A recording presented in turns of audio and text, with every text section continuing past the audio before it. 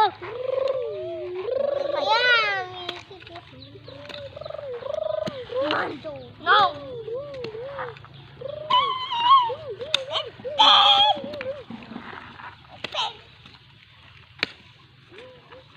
Đâu, xin nó to à đây.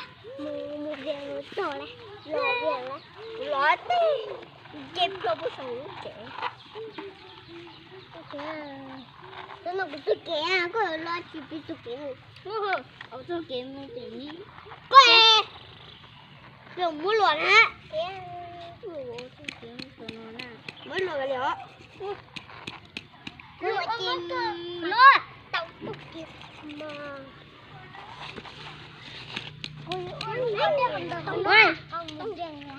Có lấy một tờ nó mà. What ya? Ai ya? Nó có sao gần đến nước còn nó đâu phải đây nữa. Nữa. Các bạn có chỉ chơi đi. Chụp cái cá. Đi. Chụp qua không qua. Chụp đồ. Chụp mà. Đây bông.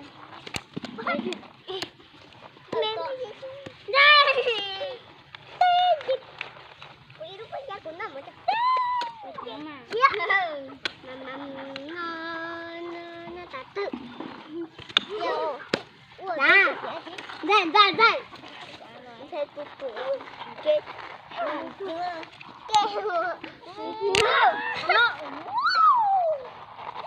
Nó cũng rất cứng á. Nó cũng trở về nữa. Nó trở về nữa. Đi những đồ đã. Chị nhất nó ơi. Nó trở về nữa. Nước chị nhất nó nói. Còn cái không ạ. Nước chị nhất nó nói. Đây còi. Măng. Nó chỉ nước chị. Măng. Một trẻ tay mình. Coi. Nó nước đã chị. Ôi, tôi nói. Nước trẻ nó nữa nha. Tôi phải nói. Phải nói với nước trẻ nè. Để có theo nè. Nó chỉ có thêm. Phải. Nó có thể có cũng thôi. Nó đâu cũng. Tên gì đấy? Người đâu? Nó có lẽ của nó vậy. Mới ra con. Nó chỉ nó có bỏ chưa? Mới ra một số nữa. Nó chưa trai à? Nó vô đi kìa. Nó cũng có nhóc con à? Nó cũng có trả chưa?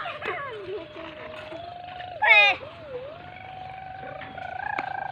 Dạ mà. Cái biết bài ơi. Lên đi. Ôi. Nghe lên đi bờ. Nghe lên đi. Có bạn nó to. Nó chỉ nó lột thì có sao? Hả? Xem đi bạn không bạn. Cái bạn này nè. Cái lúc bạn lúc bạn nè. Cái lúc bạn. Nè coi. Ba, give me ray. Có được một yang ná là bài chị. Thế này nó bài chị bát. Có gì thế? Chị ăn đi về. Đi về. Má chị cha. Má chị sao? Quay.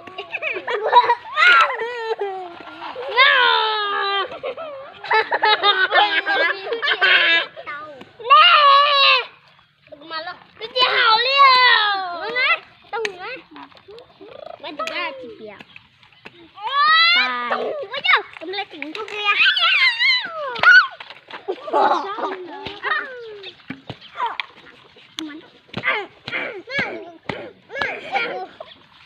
Con chưa quả cơ. Nó cũng quả con mà. Nó đưa ô trên.